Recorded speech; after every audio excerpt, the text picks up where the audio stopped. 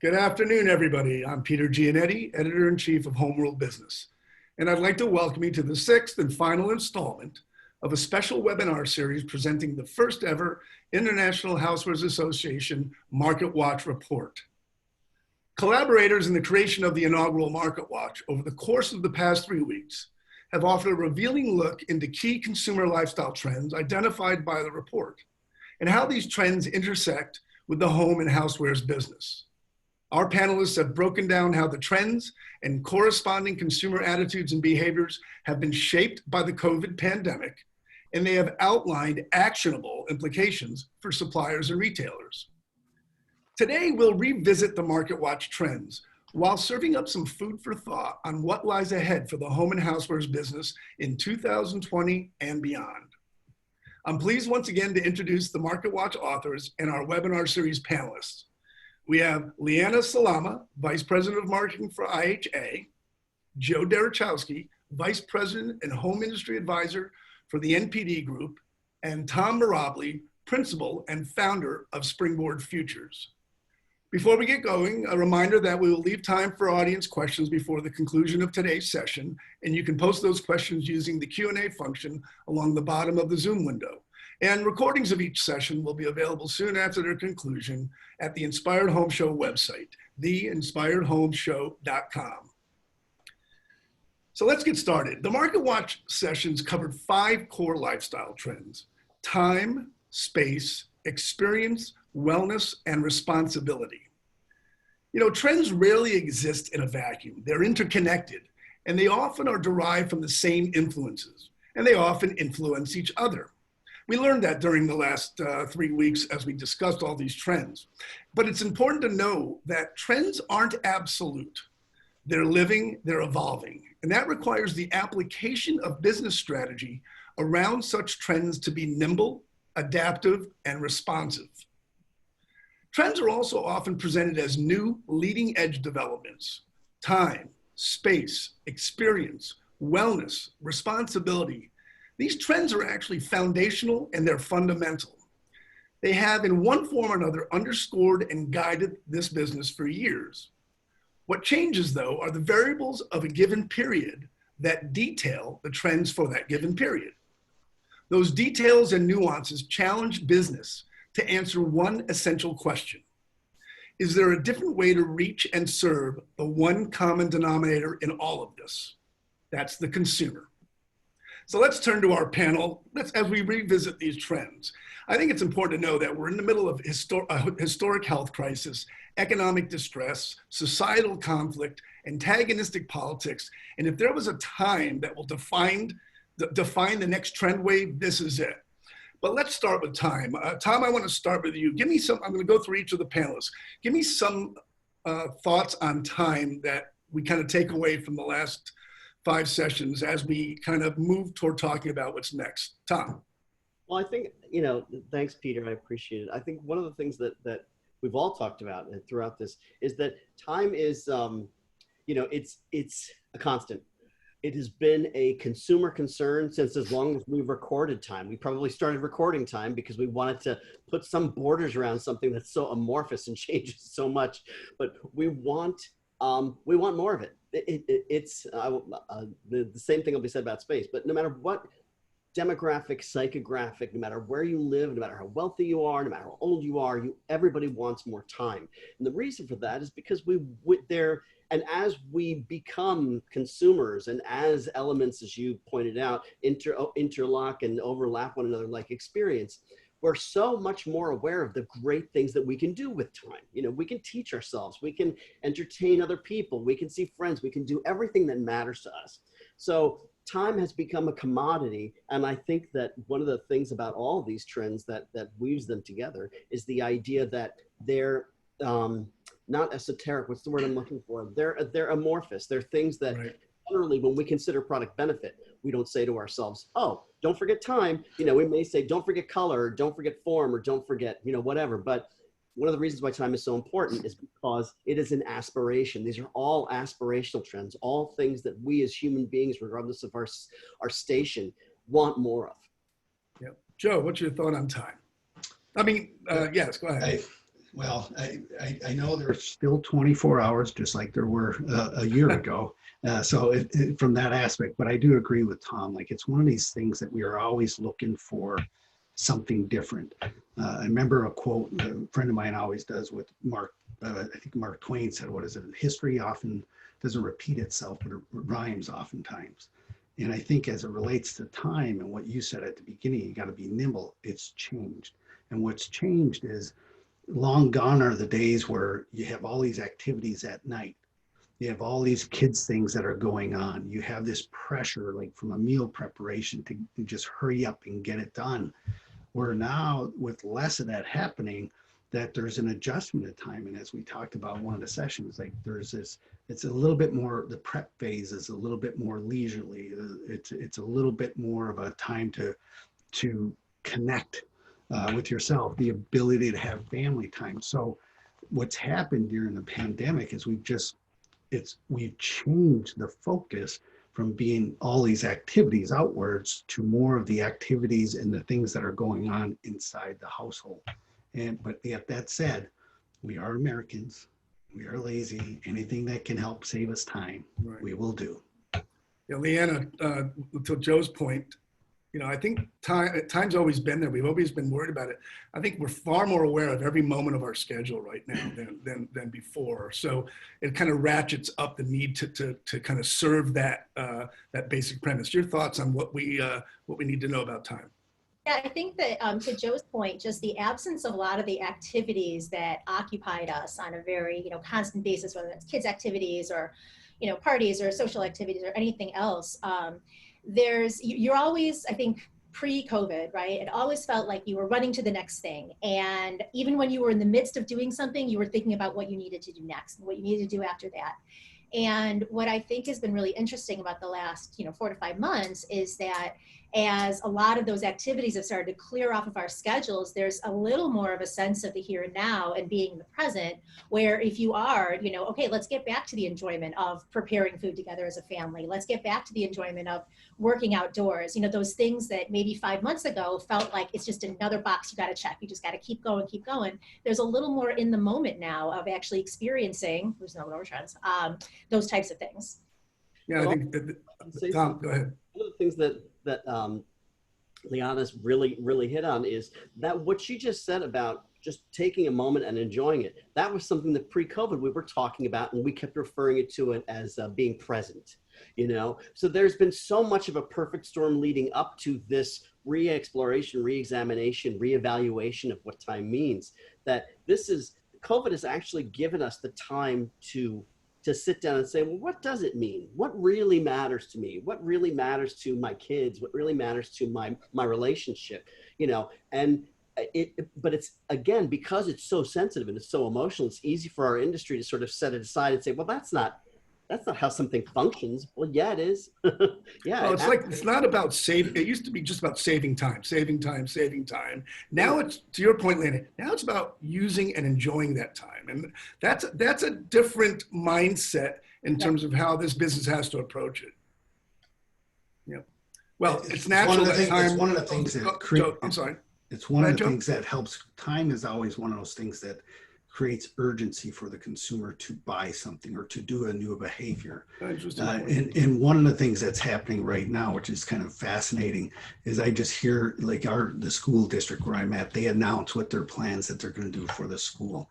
And just the reaction of the parents, because they're all going to be homeschooled, it was really, as Tom said, it's an emotional thing. And really what they're saying about, which nobody's saying it directly, is, oh no, what do I do with the kids? Yeah. This is now about me. Like they're not saying it, but that's what they're, way I'm interpreting. If there's more kids at home, that means you're going to need to use your space a little bit better. And I got to figure out my time. That brings us obviously to the next trend. Time and space have always seemed to go together in history, and it's no different right now. Joe, stay on you for that matter. Kind of now fold the issue of space into this conversation. Well, it's fascinating how when we were heading into this, it was about people moving to the city, and how do you, is with so many people at empty nest or retired stage or the pre-marriage phase of life, like how do you maximize the space you have? And nowadays we hear more and more about, well, the people wanting to move their verbs, in part because it's space, whether they need to work. But I think another part is if you live in the city, the city is your backyard and your playground. And so now you got to figure out, how do I make the house a playground? I think Tom had said that in the last time, and I thought that was a really good point that he made. Yeah, Tom, take it from there. Space is, it's like you said, space and time are sort of, they're inexorably partnered. I think that space is one of those things, there's always something, that they always say that no matter what space you move into, Americans in particular will fill that space. Right. And one of the things that Leana had brought up in the last thing was her changing evaluation of the way storage space, and how storage is a huge topic in space right now, because if we can't get rid of it and we want to get it out of our way, we store it. But decorative storage is a huge category. And she was saying, I don't have anything. If I have a tub now, it's in the garage, and I think that to me was like, it raised the bar on what space savings means to us inside, but also that it raises the point of, if space is at a premium and we're going to sell that, then how do we design into better space savings? If we make things smaller, more nimble, how do we deal with businesses like, I'll give you an example. Stick goods. Where do you put stick goods, in your home? Where do you put the brooms and the mops? We've seen the evolution of the kitchen space into creating narrow cabinets. Cabinet makers are now creating these great narrow cabinets. You pull them out and there's, clips for stick goods. There's spice racks. We used to keep these massive spice racks of 21 spices on our counter. And now we're realizing I have used this maybe twice, it's the biggest thing on my counter. So now we're starting to see that integrated into hidden spaces, because we want things to be cleaner, because those spaces, and this is where we get into, COVID realizations, those spaces have become multifunctional spaces. We're using the kitchen, at some points we're cooking in it, but we're spending a lot more time in it doing other things than cooking. We're doing the homework with the kids. We're, crafting in it. We're exploring things where we need space to spread out, and so, that's one of the reasons why I think space has become an evolution. So Leana, we always talk a good game when it comes to taking better care of our space, or and cleaning out the house and reorganizing, and that has driven the growth of the storage and organization business in our industry for years. But again, we talk about this urgency. To Tom's point, I'm spending much more time in that space. I'm thinking about it more. Are you finding that yourself as well? Yeah, absolutely. And not just that I'm spending more time in the space, but I think to what Tom was getting at is that I'm reevaluating how that space gets used. And certainly, working at home and working remotely was something that was already on the rise. And, the COVID pandemic just accelerated that, and now we're going to be 5 years ahead of where we would have been without it in terms of people working at home. But my space at home wasn't necessarily maximized for me to work at home, because it was an incidental thing that happened. Every now and then I'd work at home. So if I was on the couch or if I was at the kitchen table, it wasn't a big deal. Certainly, I never anticipated my kids doing their schoolwork at home.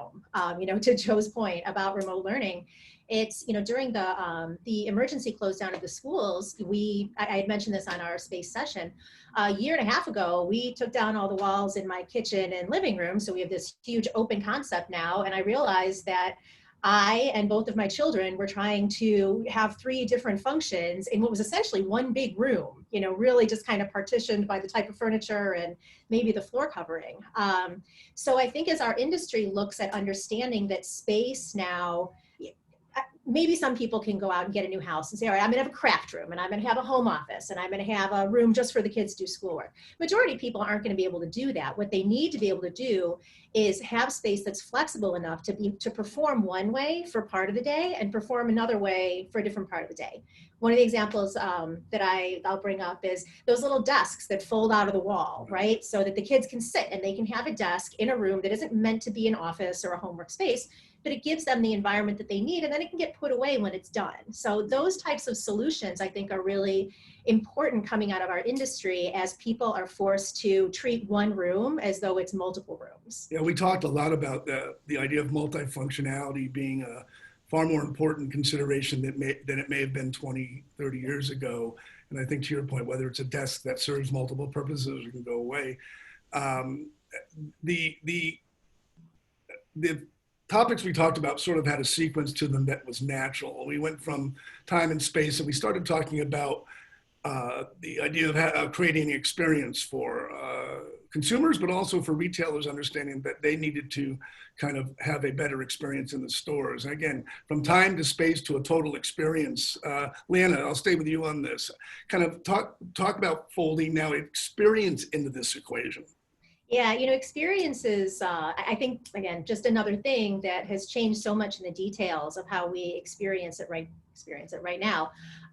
Prior to COVID-19, a lot of it was about personal brand building and about shareability and about projecting this lifestyle and this brand that you wanted everyone to kind of live, in envy of, and, look at me, I'm on a yacht, or I'm at this great vacation. And what's happened, I think, is that some of the things that feel more experiential now are a little bit back to basics, right? We talk about cooking with the family, we talk about gardening, we talk about all that. And it's really, those are experiences that maybe I'm not capturing and putting on social media, but they're incredibly meaningful right now in the current environment. So there's certainly a shift, I think, from experiential having to feel kind of big and overwhelming and differentiating to experiential can just feel a little back to basics now, and just, about the emotional connection you have with the experience. Yeah, Joe, your thoughts on experience? Or the emotional connection with it. And I think that's one of the things that retailers right now are also trying to adapt. I mean, they've got a tough thing because there's a lot of changes because of the fear of the virus, making the consumer feel safe and all that, but yet they still want this great window to build an emotional connection. So how do I still build an experience in it?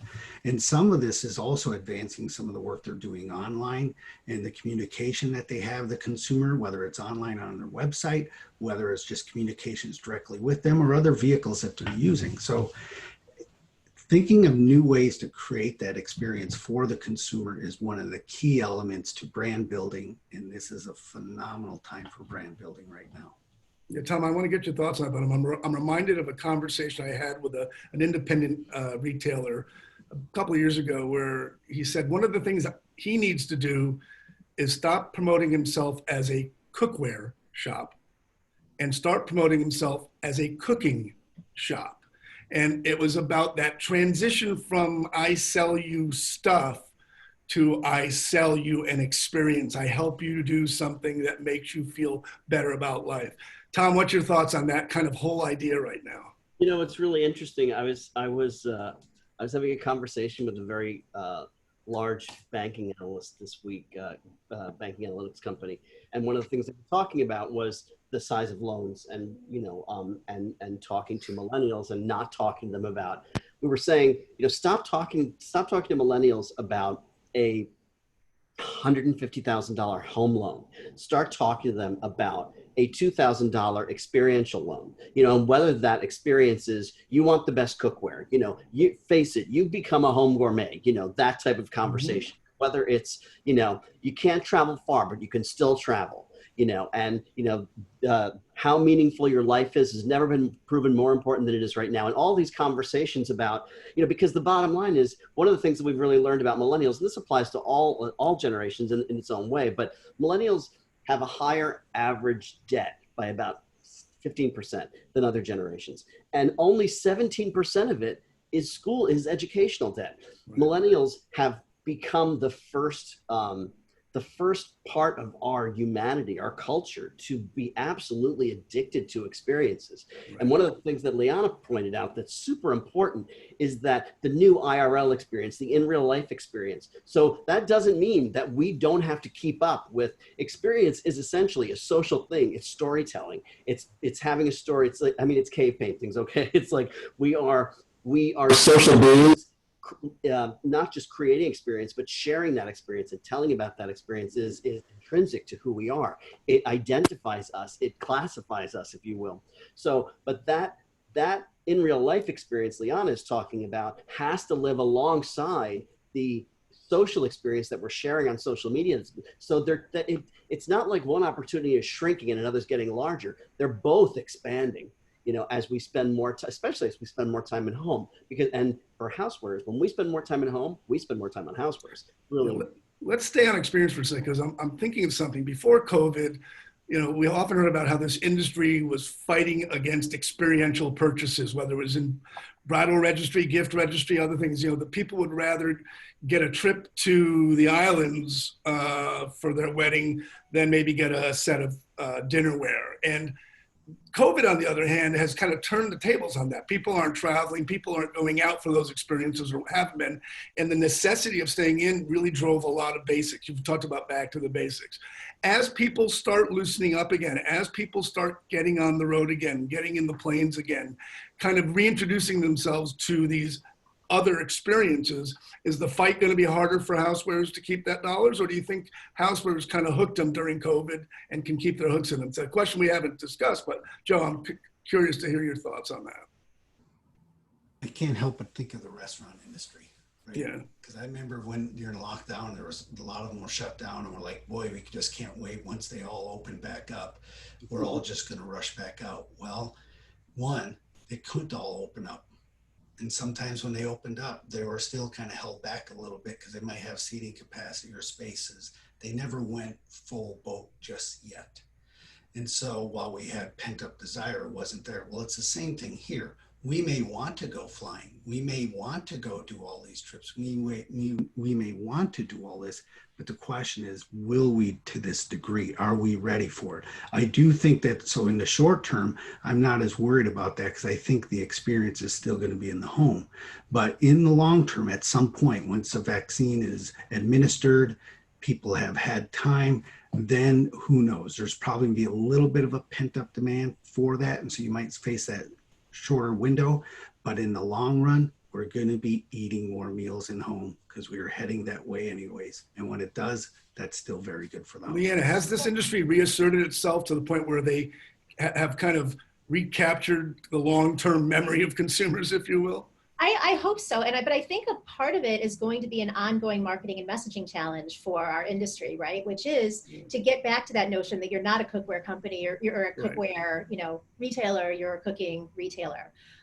We talked a little bit during the experience session about looking at home and housewares products as a means to an end, right? So when you're selling a housewares product, you really need to be thinking about what is the experience that that product contributes to. And then if you can sell that, then you can sell the product that helps consumers realize it.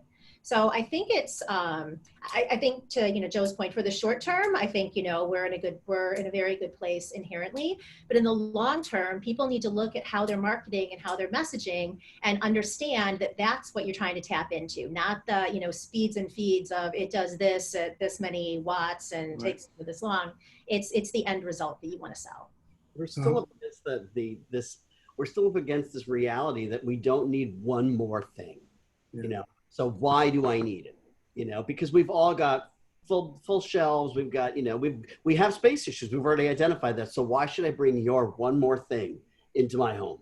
And that's what the benefit has to be clear, both technologically, whether it delivers some of the other things we're going to talk about, wellness and whatever, but whatever the experience is, but it's just got to deliver. There's got to be a reason to buy. An improved experience is the reason to buy. But let me just say one other thing, Peter, related to, getting out again, and to emphasize something that Joe said. We haven't been able to get back out again. We're all starting to just realize the fact that here we are. We're supposed to be back out in the world again for the last 3 or 4 weeks. It's all supposed to be getting better. It's not getting better. And for those of us in cities, we have to acknowledge the fact that at the end of the day, we're going to be most comfortable for a good while in environments we can control. And the environment we can control is our home and our backyard. So creating safe experiences in there is something, bringing the restaurant experience, the bakery experience, all those experiences that we have in the outside world into our family is something important. And emphasizing this, because we've had a lot of it here in New York, we're supposed to be entering phase 3 of, re-immersion or whatever it is. And it's just not happening. It's like, it's happening very, very slowly. And we're still going out and getting very aggravated at the people at the next table who have to take off their mask to eat or to drink or whatever are leaving their masks off for the whole time, and they're sitting close to you than 6 feet and the whole nine. And so bringing people back into our homes, this is an opportunity. This is an opportunity that retail has to get on. As long as they're allowed to open, they're allowed to communicate to people. We want to entertain. We want to be social again. How can you help us do that? Right. How can Housewares help us do that? And there's 1,000 great products that are very social products, whether it's making popsicles or, it's all these things, doing fun things with your neighbors. Figure it out. We've got to help them figure that out, how to create social experiences without having to go out to the dangerous world again. And all of you, what we're talking about is this need to see that in front of you right now and capitalize on that immediate opportunity without necessarily being unable to adapt as those things change. And the immediate opportunity, as all of you have expressed, is to understand that the first social place is going to be in the home before you get out to anything else. And this kind of, go ahead, Joe. No, sorry. Yeah, this all kind of ties in to the next theme we talked about, which was wellness. And again, wellness has taken on this kind of wider dimension. I think we used to kind of pigeonhole products into the wellness category, but what we've learned is wellness really encompasses a broad array of products that provide comfort, security, preventative wellness, all those things. And it also is an area where we talked about the smart applications have been very, very strong in the wellness area. But let's talk about wellness as something kind of beyond a specific product that really encompasses, the way an industry needs to approach itself and the retailers who are merchandising that. Leana, let's start with you on that. Yeah, so I think one thing that we want to keep in mind is that wellness for a lot of people is a complete lifestyle. And for a long time, to your point, Peter, wellness was about, it was about eating healthier, eating fewer calories, losing weight, eating more fruits and vegetables. And now it's more, people don't really deprive themselves anymore as part of trying to be healthier. They actually try and be more inclusive and bring more things into their lives.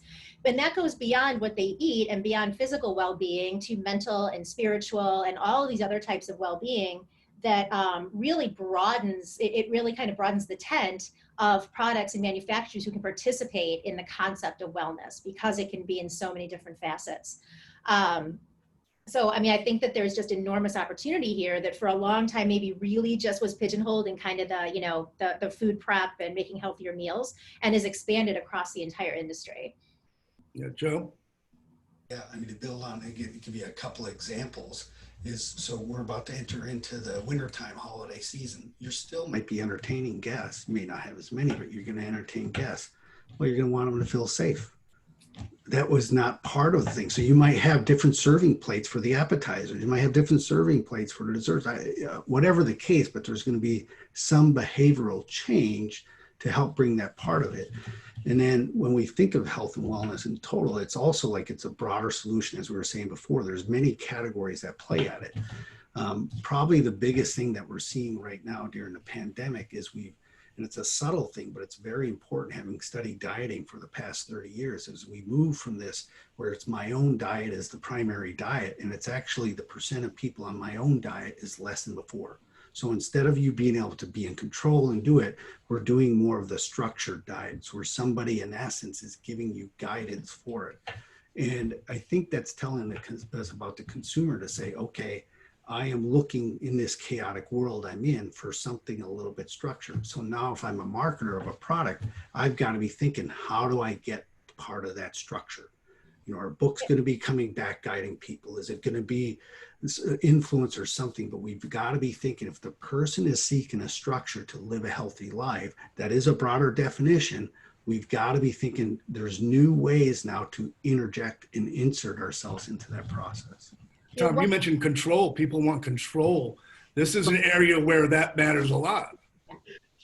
Both Joe and Leana have said this one word again and again and again, and it's structure. Yeah. Whether you're bringing structure to the time in talk about intersection. It's whether you're bringing structure to the time or the space or the experience of any of this. It's like, when the desk goes up, then work time's over, playtime starts. It's this idea of creating structure around the experience is is more and more important as the home becomes your sole place for everything, the sole place. Mhm. When we talk about wellness, you know, as Leana said, wellness has moved to Haiga. It's moved to this spiritual, physical, mental thing. Mental wellness right now, super, super important. Suicide rates among youths are higher in the United States than they have ever been. And yet, you know, we know that U.S. youths, while they may be under a tremendous amount of emotional pressure, are probably some of the most, I don't want to say spoiled. They're one of the most enabled groups, social groups that we know, right? So what's to be suicidal about? There's a tremendous amount of pressure. We need to understand that. So emotional wellness is still very important. I heard something interesting this morning. The latest craze that I was sadly unaware of was this idea of RVs. You cannot rent an RV right now. Like, people are renting out their own RVs that they have for insane amounts of money. They're, you know, and it's because it's creating, when you know, so they're talking about, oh, you know, people really want to travel and they want to get out, but they still want all of that external experience they still want those walls around it that they can control, that they can feel safe in. Mhm. They can control this small environment, decide when they want to go out of there. It's a mobile cave is what it is, you know? So, but that idea of you know, so understand that all the things that we've been identifying so far put a tremendous strain on emotional and you know, emotional well-being and emotional, it's a test of your sanity. You know, they've said that 8 out of 100 long-term relationships will not survive COVID-19. I thought it was an interesting statistic, and one that I personally fear living out. But, you know, it's like we're you know, we're kind of sort of driving each other crazy, and we need to find ways. Maybe it's cooking. Maybe it's, so in addition, when you talk about your products, the things you're making, the things you're selling, don't be afraid to look at the therapeutic aspects of things that we normally don't consider therapeutic. I mean, Leana, how many conversations have we had about you cooking or you gardening and you and your husband looking at each other and saying, this is awesome. Yeah. You know, I Yeah. feel better about me because of this thing that I used to really kind of sort of hate doing, felt like a task. How do we turn, our industry is amazing at turning tasks into something that doesn't feel like a task anymore. And that's where some of the success lives right now. Turning the drudgery of something into the enjoyment of something, or the satisfaction of something. Yeah, wellness is interesting, but because there's also this need on certain products to make sure that there is veracity to them, or they've been vetted. And it's not a time for kind of obtuse promises that don't get fulfilled. So honesty, we never really talked about the word honesty in these sessions, but honesty becomes a key component of the messaging. Leana, your thoughts on that? Yeah, I mean, well, I was going to say, and it does relate to the idea of honesty, which is that to the idea of control. One of the things I really enjoy about what's coming out in the wellness categories right now is some of the data that you're able to collect and watch change over time, whether that's your air purifiers, whether that's, you know, the scales that you're using.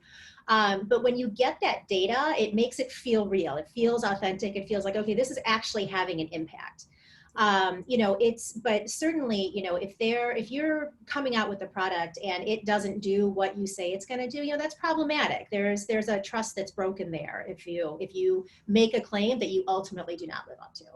Yeah, we'll talk about trust a little bit when we wrap up. But before we break from wellness, anybody want to respond to that idea that, you know, this is a time to make sure that the message is clear, it's accurate, and there are resources available right now for consumers to double check that kind of stuff.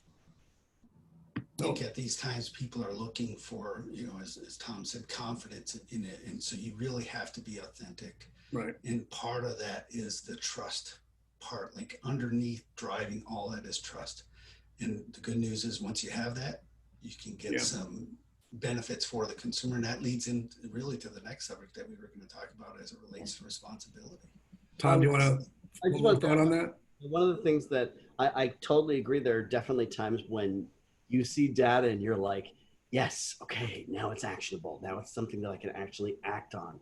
You know, by the same token, there have been some of the peaks and valleys that we've seen in Joe's on-point presentations and elsewhere, where all of a sudden, by the time you have data, now it's time to move on to something else. I think one of the dangerous things about COVID is that our response, human beings are responsive.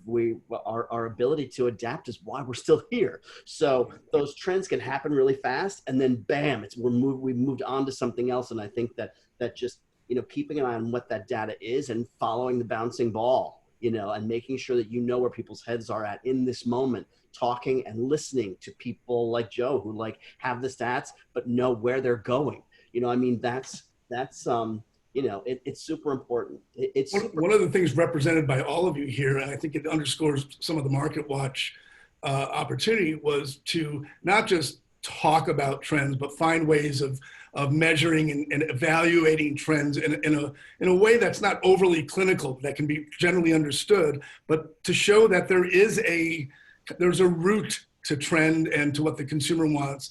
And it's easy to talk about it. It's more difficult to actually add some sort of metric or quantifiable thing. So I think to some degree you all are in that business right now, and the Marketwatch is a good first step, not just to talking about these trends, but understanding the evaluative measures that can be used to do that. And we'll kind of hold that off to the end a little bit. But Joe, you're right. This kind of leads into responsibility, which was our final trend. And we talked about responsibility on two fronts: the environmental responsibility, which is obviously a major issue out there right now, and it had been regaining momentum. But more lately, we've been hit with social variables that have really reinforced the need for this business and its products and its strategies to be socially responsible. So, Tom, I'm going to go to you right now. We talked a little bit about the need for companies to toggle back and forth between kind of environmental responsibility and social responsibility. Kind of right now in the moment, what are kind of the compelling issues or reasons and things that the industry has to take into account as we kind of attack this issue of responsibility? Peter, I think it's going to be interesting to see how the industry reacts to, there have definitely been some retractions in terms of, in terms of environmental responsibility, for example. We've seen that people are using now, in certain areas, you're not allowed to take a cloth bag into a grocery store. Other smaller groceries are using plastic bags again instead of using paper. So whether it's burdening landfills or, many different ways of being somewhat less environmentally responsible, it seems like things have gotten a bit slack as a result of enabling safety. And I think the big concern is that when COVID-19 is under control, will we be able to claw back some of that responsibility? In the interim, it's going to be interesting to see how I think that a lot of people, look, we've spent decades saying environmental responsibility, for example, to stay off of social for a minute, it's going to save our children's lives. It's going to save our planet for our children and for our children's children. I think that we have been inspired to take the right actions. And I think that it's going to be interesting to see how the housewares industry responds to that, because it's an opportunity for us to put environmental responsibility and responsible behaviors back in the hands of the consumers through products that we introduce, through packaging that we create, through the inks that we use, through everything. So it's important, I think, that we hold the line as much as humanly possible on responsible behaviors and encouraging them. Leana, are we at a point where people are really actually paying attention to these types of things? It's nice to say you're interested, but at the end of the day, you may not, that doesn't sway the purchase decision quite as much as they might have thought it would. Where are we at this moment with that whole idea? It's interesting because when we put out the Marketwatch report, we had a number of statistics in there that talk specifically about millennials and their willingness to pay, higher prices or to do more business with a brand that they felt aligned with their, social inclinations or environmental inclinations. And that may be true in good times, but, we're going to walk into a shaky economic time here, that we've already got one foot in and, we're going to have to see through. And will people continue to, to pay more? I mean, it's very aspirational to say, I'll pay more just because of, this kind of, social good or environmental good that comes from it. It's inbred in the younger generations, right? I look at my kids and they're not going to blink. It's just going to be an expectation. It's a cost of entry for them, right? But those of us for whom, it's not necessarily a cost of entry, I think, I go a little bit back and forth on whether or not people are going to pay more for it in the short term. Joe, I'm curious, all these trends are aspirational. That has been established right from the beginning. And there are certain times when aspirations kind of get pushed back a little bit. Is the idea of responsibility, from what you see in your world, having a notable impact, or does it just need to be sort of an undercurrent of all the things that are going on without necessarily being a feature of what's happening? I think it's one of the things heading into it, you could clearly see certain categories benefiting based off of different materials or different things used. So I think heading into the pandemic, you could see some of the dollars shifting that way.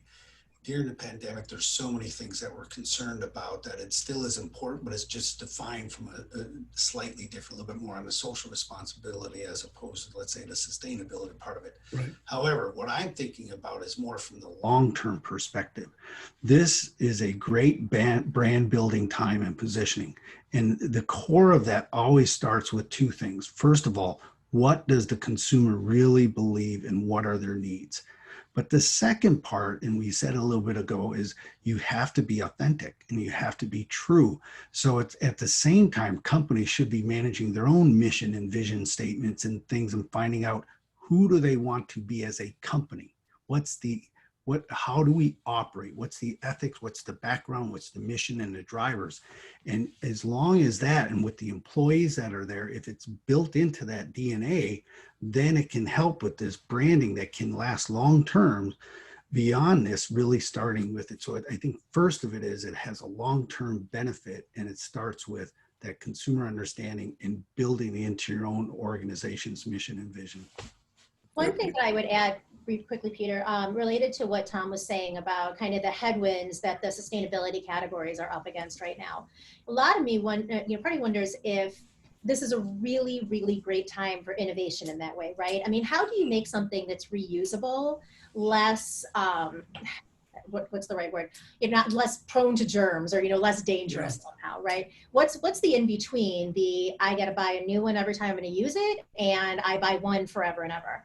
And how do people, disposable straws, and things like that, how do you say, okay, I'm going to make a non-disposable reusable straw, but it's going to be antimicrobial, and it's going to have an added layer of safety to it. So it's a great time for innovation around that as well. I think durability is a super important attribute, but something that both you and Leana were speaking to that I want to bring up, and that is, you're right, we're not going to pay more. Consumers are saying, we're not going to pay more. Why should we pay more? And we need to ask ourselves on the supply side, why should they pay more? But it doesn't stop us from having to be, at the end of the day, there is not a single generation. The lowest generation is boomers. And and boomers say 56% of boomers currently say that they are more inclined to buy a product, or rather that the social, ethical, and environmental responsibility of the people that they're buying from matters in their purchasing decision. It's not about money. It's not about what they're paying more. It's about what is the brand's position? What is the company's position? And I think that, to Joe's point, that's what we have to be asking ourselves. What is our position? Are we doing everything we can? Do you think, Tom, that it's, sorry to interrupt, I made a note of this earlier. Do you think that is it more the inclination to choose a company because they're doing good, or is it more of an inclination to shun a company because they've done something wrong, right? Because those are kind of two different things. I think that right now, I think it's a really smart question. Up to this point, it has been, we will shun companies who are publicly, but now younger generations, we're hunters. We're all detectives. We seek out the facts. Transparency, I always say, be transparent lest you are made transparent, because you will. Younger generation. They'll expose you if you don't, right? Yeah. We're going to look for it, and you guys have probably experienced this. You walk in the door, and for me, it's my neighbors, all right, because I don't have kids. But you guys walk in the door with a new product, and do your kids not start asking these questions like, where did that come from? Was any animals hurt making that? Is that good for the environment? What are you going to do with that? Are you throwing that out? Is that just going to go into a landfill? What's a landfill? It's like, shut up. But seriously, these are questions. They are part of the culture. They're part of the way we interact with each other.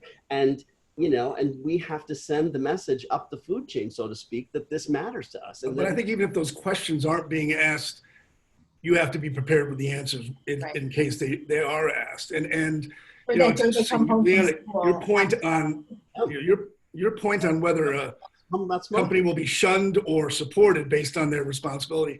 It's actually the word trust keeps coming back. It's endemic to all the things we're talking about, and trust is this hard to measure concept.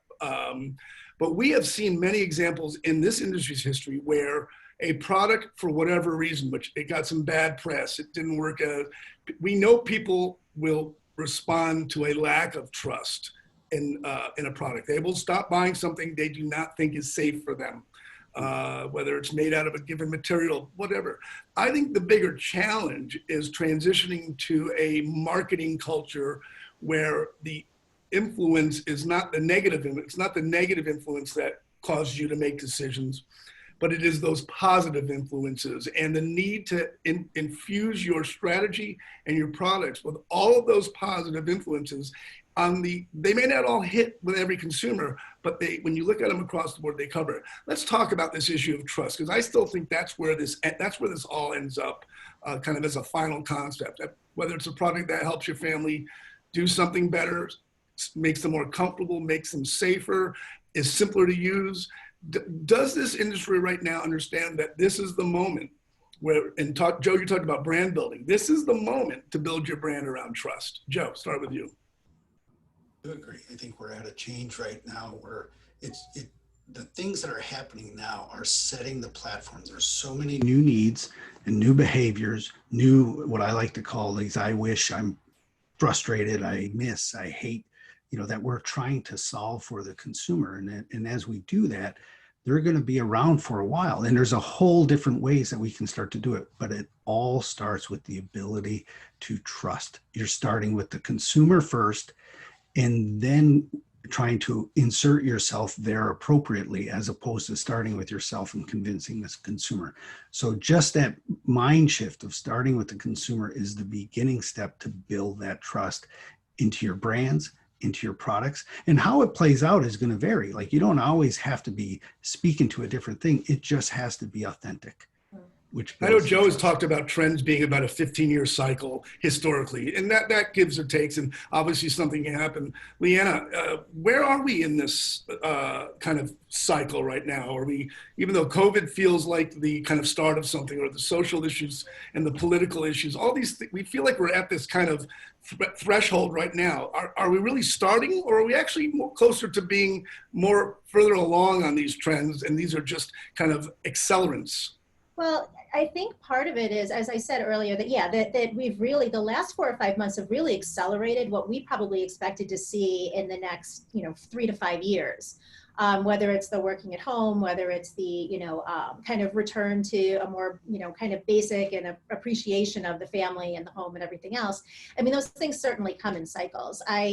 I do want to touch really quickly on the brand building piece of it, which is just that, as a career marketer, and I got into the business back in the late 90s when the internet was really just starting to, become part of everyone's everyday life. And up until that point, it really felt like, companies could control their brands. They could own their brands. And I started my career learning that paradigm was shifting, and that brands really exist in the mind of the consumer. And as an organization, the best you can hope to do is live authentically, and behave authentically, and then that becomes your brand. So I think the idea of trust and authenticity and brand building, and that's how you get it, because consumers are much less swayed by what you say about yourself than they are about how you live your life. And to Tom's point about being researchers, the information's all out there for anybody who wants to get it. Tom? I think that, when we talk about trust, I've been recently studying the trust conceptually a lot. And one of the things that came up was, oddly, an equation that was built as a mechanism for banking and for investors, for like getting the trust of investors. But it was a fascinating equation, and I apologize for not being able to look it up and give it proper credit.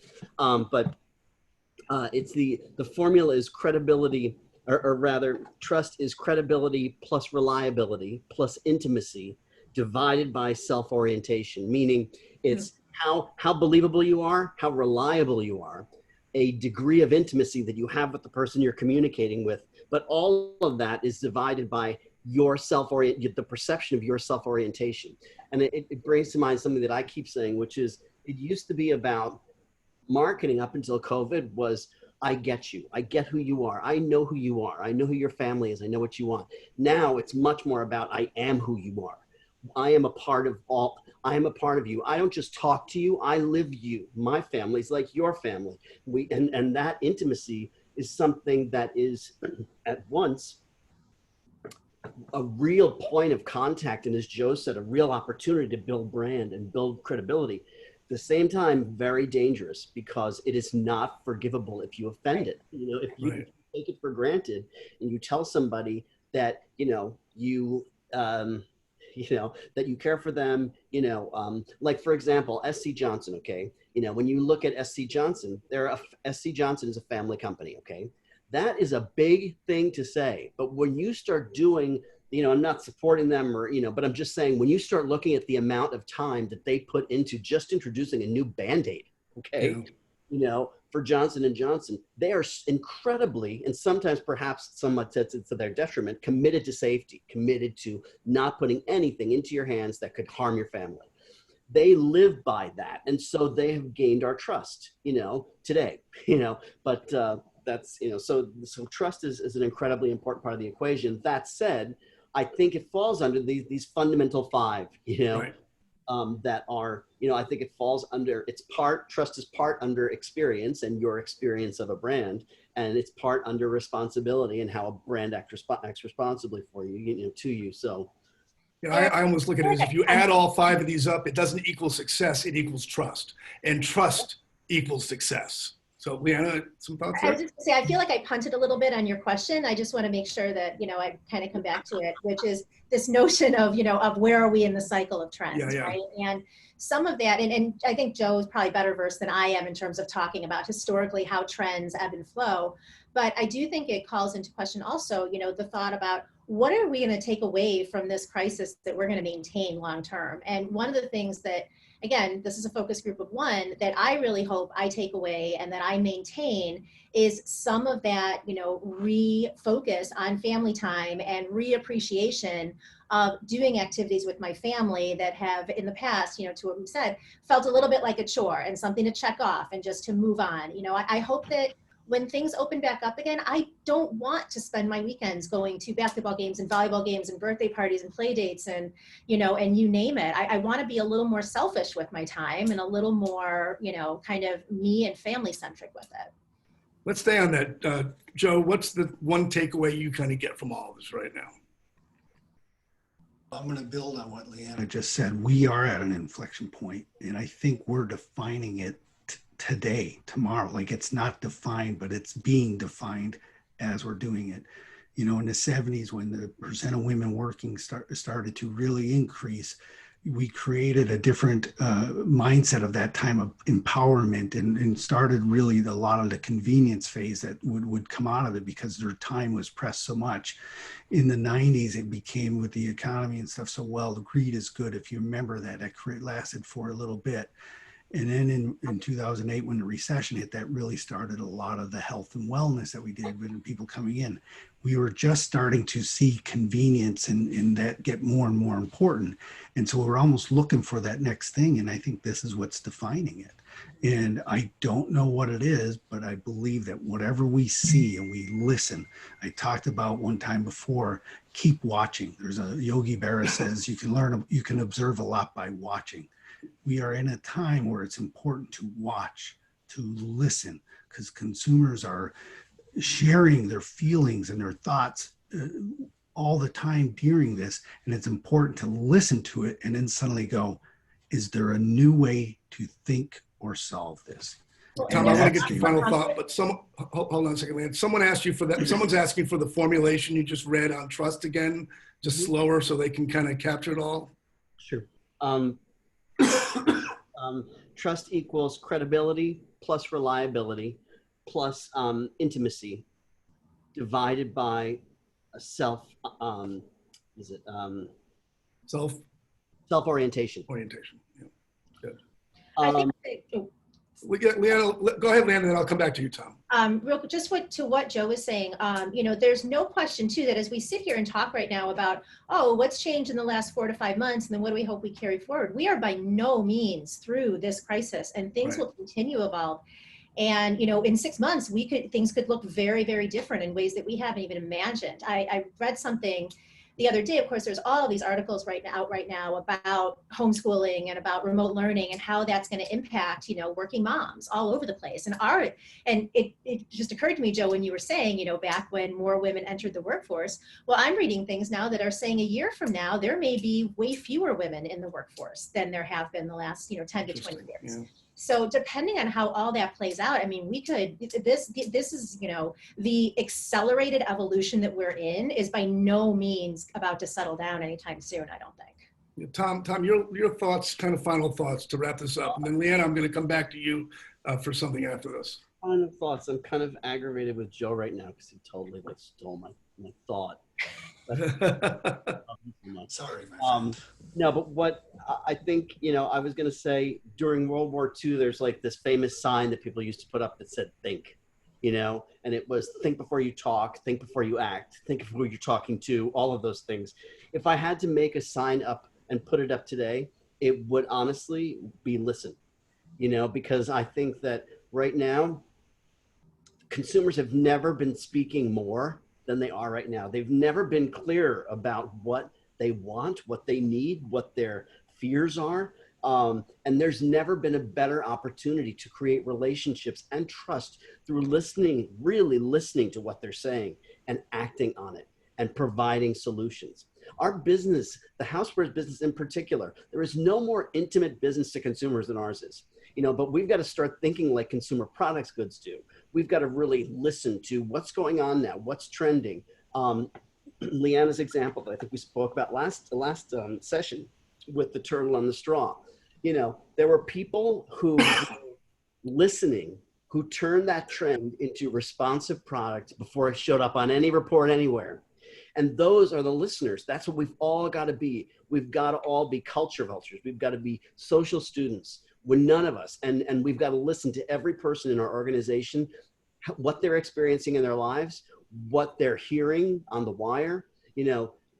So put up a new sign, listen, you know. Very good. That's my Leanna, I want to wrap up on the Marketwatch report and kind of how it represents so much of what we're actually talking about right now in terms of thinking, acting differently, listening, as Tom says. Take us through it one more time, the vision of the Marketwatch report and why it's so transformative from the standpoint of the Housewares Association. Sure. So the IHA Marketwatch report was once upon a time the IHA State of the Industry report, which was a data-driven kind of look back at the last year in household goods. And as we looked at the show and certainly evolved the show from the International Home and Housewares show to the Inspired Home show, the linchpin of that evolution was really about getting consumer centric and saying consumers aren't buying products, they're buying lifestyles. Consumers aren't thinking about, they really love this, coffee maker. They love the cup of coffee coming out of it because it's who they are, it's part of their brand. So the Marketwatch report has really been developed to be consumer forward in that way and say, okay, what are the big things that are, that are guiding decisions that consumers are making really throughout their entire life? We just happen to kind of bring it in specifically into the home. And as part of doing that, in each section for each trend, what we tried to do was come up with some strategies that are not meant to be prescriptive, that are meant to be kind of inspirational about here are some ways to think about these trends as you're in the mode of product development, as you're thinking about your retail store layout and how things are merchandised and set up. Trying to give some guidance to, when people think about their next year, how they can prioritize what they're going to work on from a product development standpoint, how they're going to prioritize what they're going to put on their shelves or in their online inventory at retail, and have it all kind of go back to a consumer forward approach to where our industry is headed. I think it's also important to note that whereas the State of the Union was an annual kind of product. And so is the Marketwatch to some degree. But the concept of Marketwatch is really not about just one product a year. It's an evolve.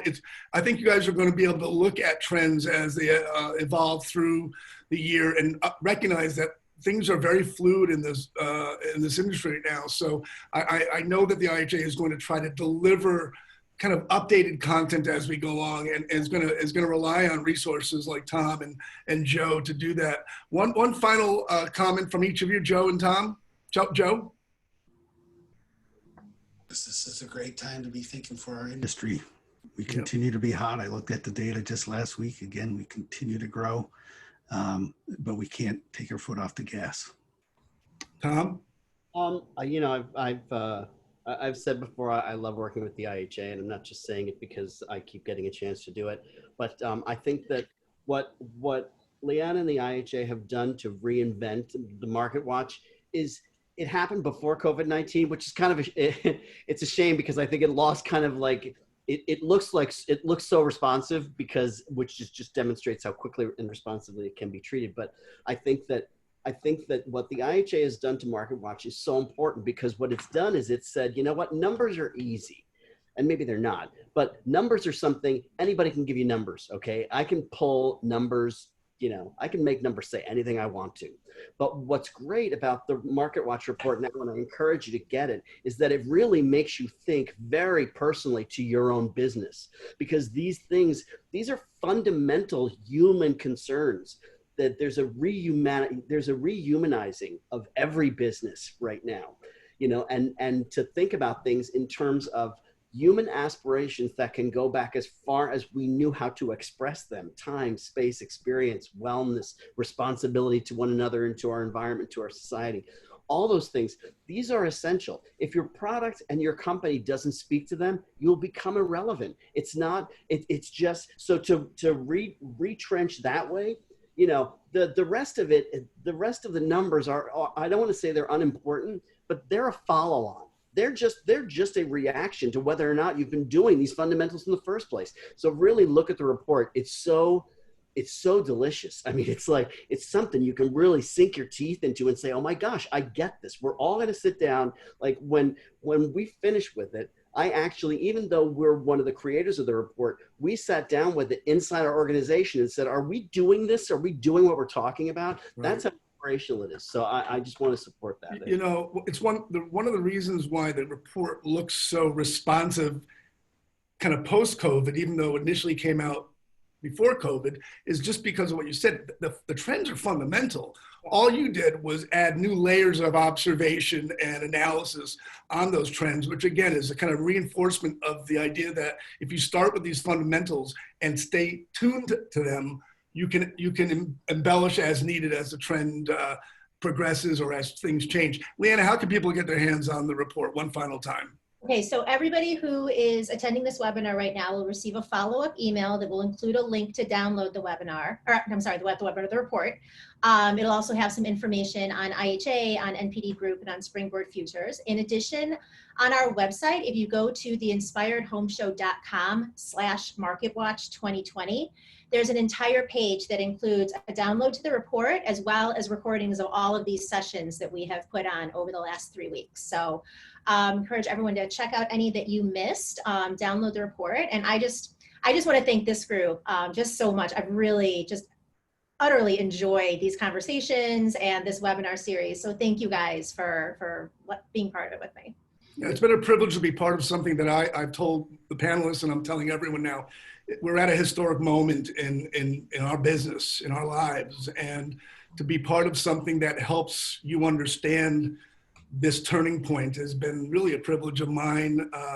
So on behalf of Leana, Joe, Tom, I want to thank everyone for staying tuned the last few weeks.